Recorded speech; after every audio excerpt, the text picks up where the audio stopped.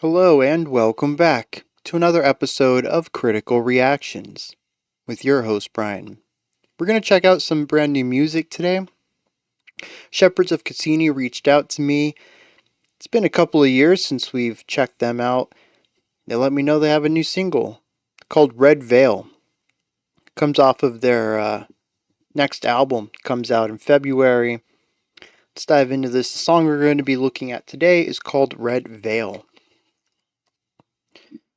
Let's check it out.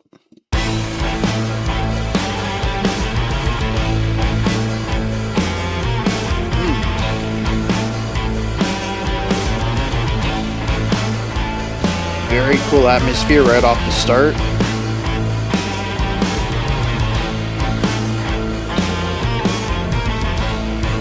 What is that, a really big synth? That right there. Paired with the violin, I mean, that's just great.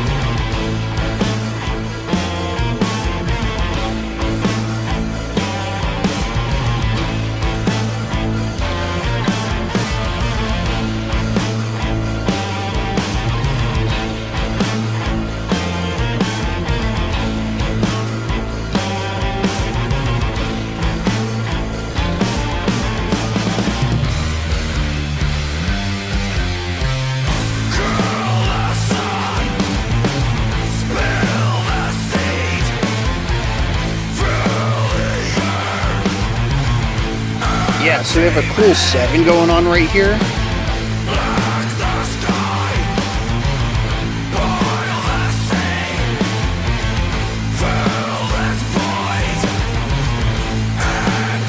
Interesting push and pull. The 4 is a bit dragging or slower than the 3, which speeds things up.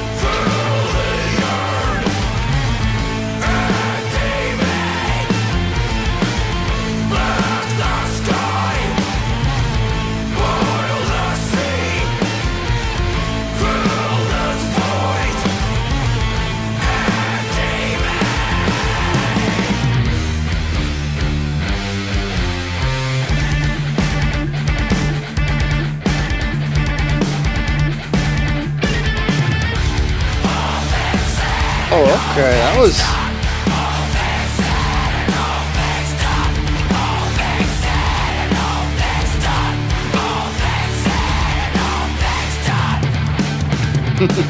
It's funny to see their waveform analyzer and mine. They got the bass on top, I put bass on bottom.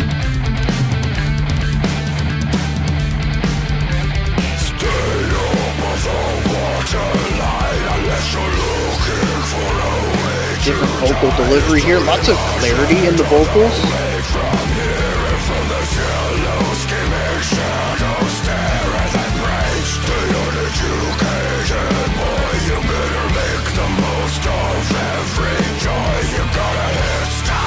Using a variation of that opening riff in the guitar of this part.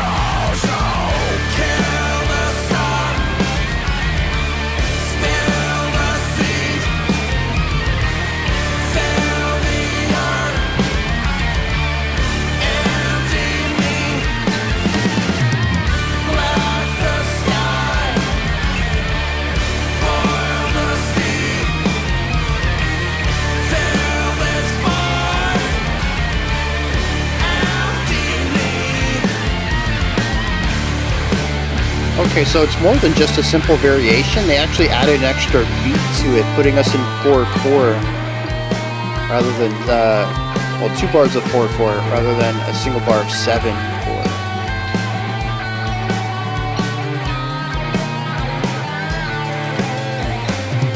Yeah, tasty cymbal work. In fact, this brings back the harmonic structure of that intro with the violin on lead.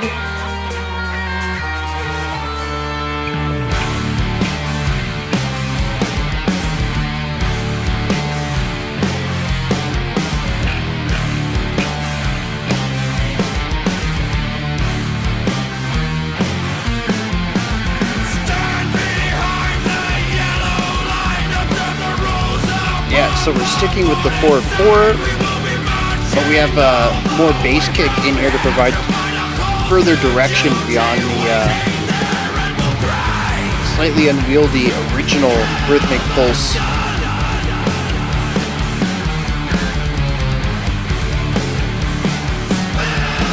And that allowed us to alter the rhythmic pulse here in the new guitar lick.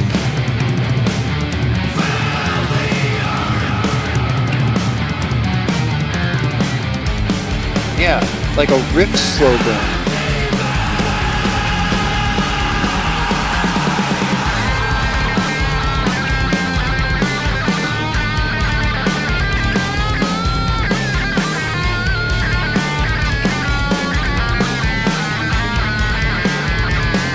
Interesting note choices on this solo.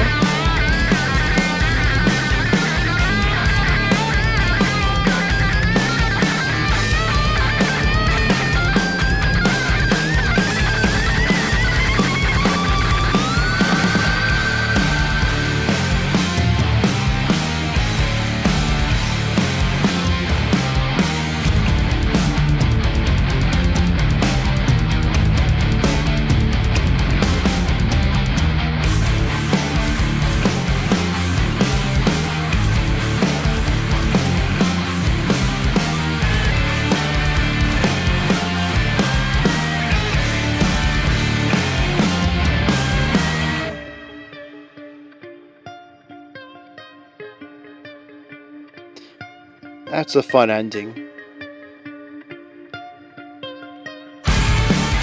Oh.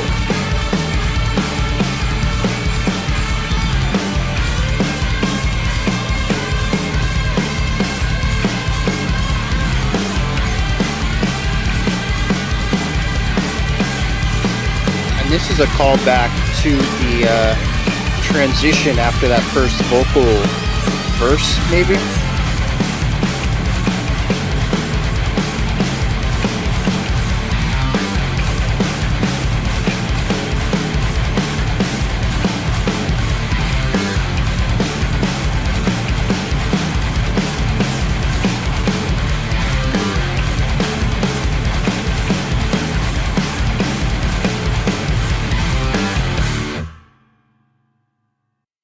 All right. Yeah, this is a masterclass in getting the most mileage out of a single idea. I think every single part of this track, in every single section, is somehow tied to that initial riff, at least from the first guitar-centric parts. I don't remember this rhythmic device showcasing in that in the intro of the song, the violin-led section. The harmonic structure was totally different there. So I think that was its own little idea. But once the full band came in, and we had the guitar-led section, the rhythmic idea there that kicked us off with that 7/4 idea, or the alternating 4/4 and 3/4, that works better for you. The rhythmic idea here, the melodic idea here, the pulse of it, the feeling of it, the harmonic structure of it defines everything else in this song. It's really interesting to come at it from that perspective. It's it's like a riff-based slow burn, isn't it? In a slow burn, we take a core idea and we continue to add layers on top of it until we have a recontextualization of it by the end of the slow burn itself. What might have started as small, quiet, pensive, moody is now bolsterous, epic, invigorated. We kind of see that here too, except instead of adding new layers on top of it, we're taking a core idea and swapping things out. What if we replace this with this? What if we add this to the end of it? What if we remove this from the beginning of it? What if we swap out this entire final bar and put this new bar there? What if we change out this second and third chord for these other two? After we've made all these changes, we have a totally different idea here, but there's still a lot of thread that was left over, a lot of parts left over from that original idea. It's still a core part of its identity. And I think that's what we see on display on this track. It's very cool for them to start off with something that, yeah, it's a little complex, right? I mentioned at one point that I felt the rhythmic pulse, especially in the original 7-beat version of it, is a little unwieldy. It takes a second to get into that groove they're making. I wouldn't say that it's a naturally groovy idea. Part of that is the asymmetry of it, being that it's 7 beats, which is odd, but also the forced movement of it too, focusing with a slower 4-beat and then a faster 3-beat, creating this push and pull where we kind of drag back a little bit and then accelerate forward, and then drag back and accelerate forward. It's this rubber banding action going on. But as they continue to work around it and add parts and remove other parts, we end up with the final minute or so, minute and a half of the song that is incredibly groovy, very much not unwieldy at all. Everything that was a little obtuse at the beginning, the rough edges had been shaved down. Everything had been softened up and made more approachable and palatable by the end of the song, so much so that they just had a straightforward driving groove. What do we have? Snare on 1 and 3, constant eighth notes on the bass kicks. And you don't get more straightforward than a rigid rhythm like that, one that just doesn't change from beat to beat. Like I said, change every 2 beats. Yeah, every 2 beats is the same. That's as straightforward of a drum part as you can get, and we developed that. We didn't just put it in there. We developed it from that original idea. It's very, very cool to see this evolution here. And it's not just a simplification of idea either. It's, I think, more generally a palatability, but I also think it's more of a necessity of the song. They want this big moment at the end, and you can have big, complex, proggy moments, but it's a lot easier to get people on board and moshing, headbanging, whatever. Give them something a bit more directed to do that in. You can certainly make more obtuse ideas more palatable. Tool is really good at this, and Tool is actually on my mind because Tool does the same thing of creating things that are awkward and then softening them up and developing them over an entire song. I think Shepherds of Cassini is up there with Tool with this idea of developing an entire track around one riff and allowing it to evolve and flow over the length of it. But Tool goes a different route. Instead of making things completely simple, shifting to 4/4, they find ways to create groove within their oddity.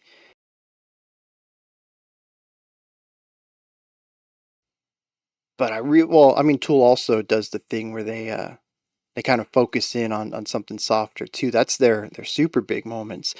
Shepherds of Cassini, though, has a very different vibe and atmosphere than Tool. I don't want to say that they are similar-ish bands. I mean, they're both prog-ish, but I do see that parallel in the developing of a single idea, and I do think Shepherds of Cassini they're up there with Tool.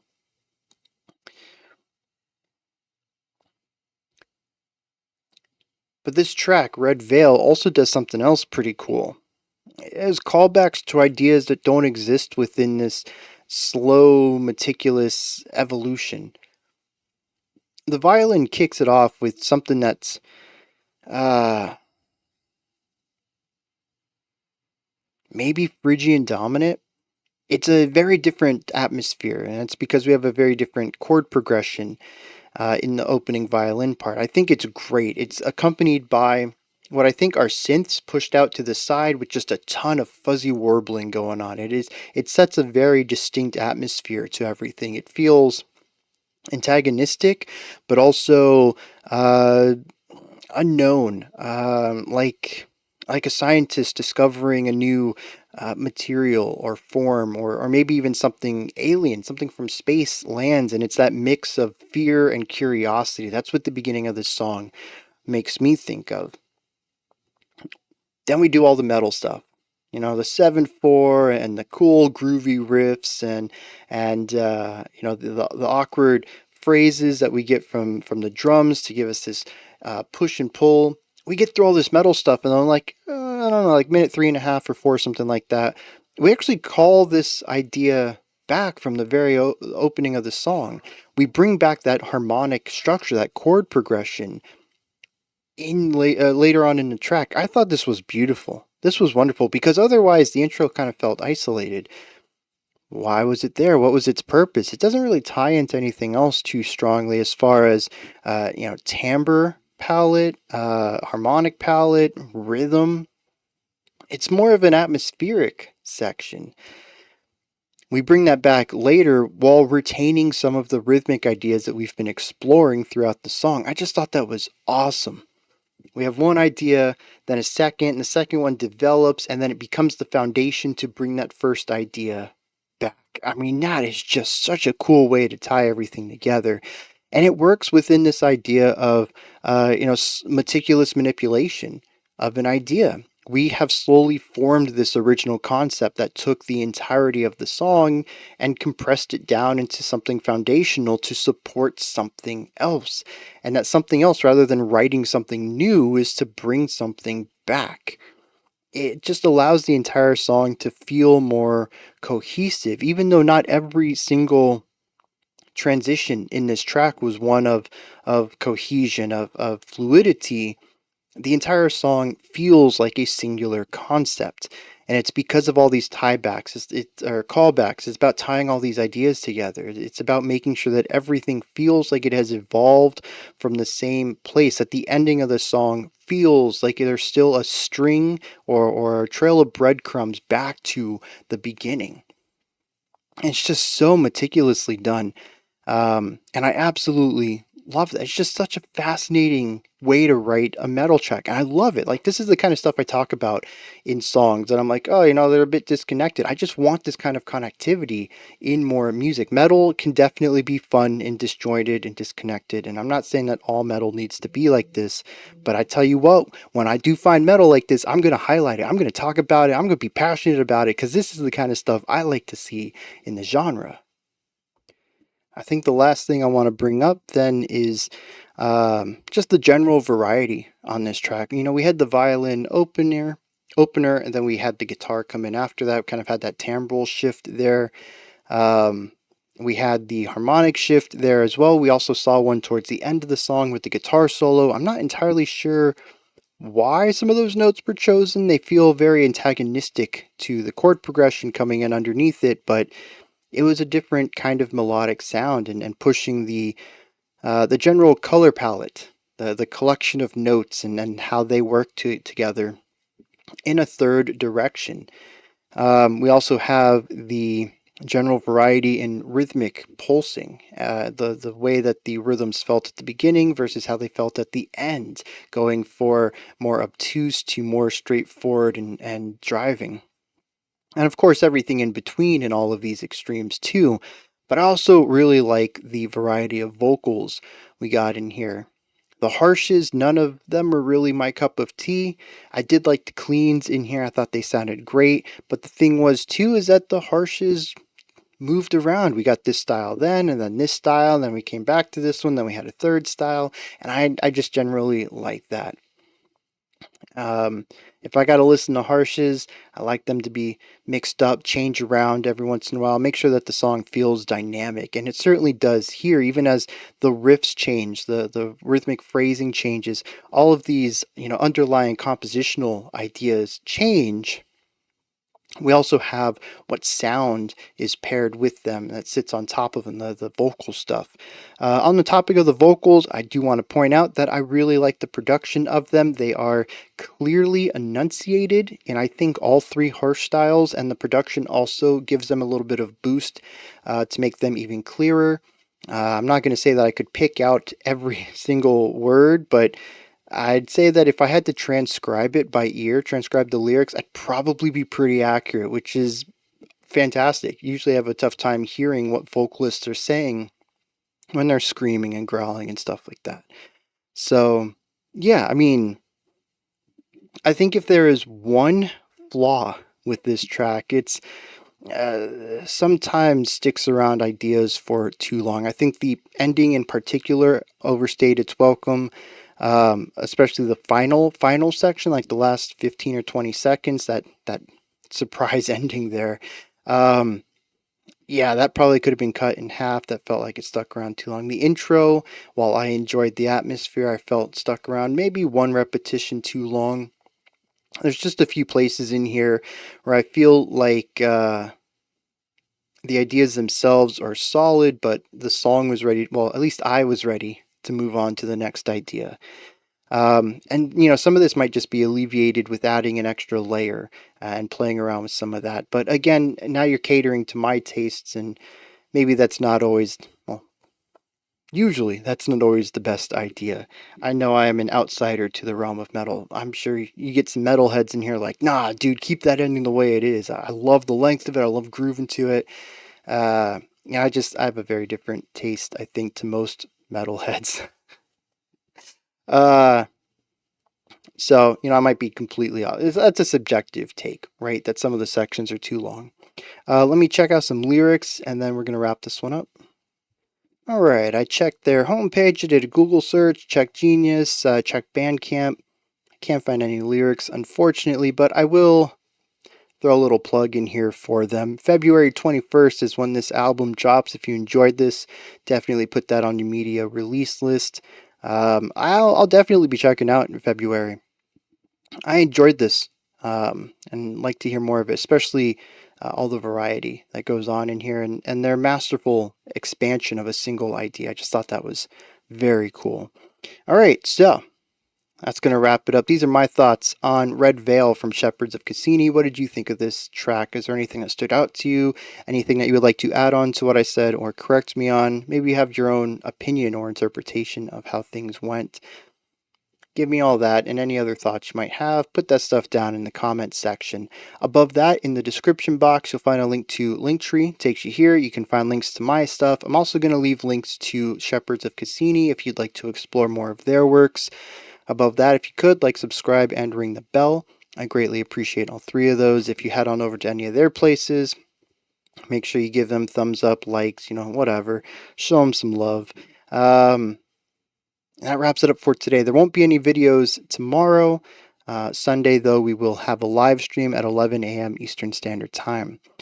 All right, until next time, remember to be critical, not cynical, of the music you listen to, and have a fantastic morning, afternoon, or evening, whenever you choose to watch my videos.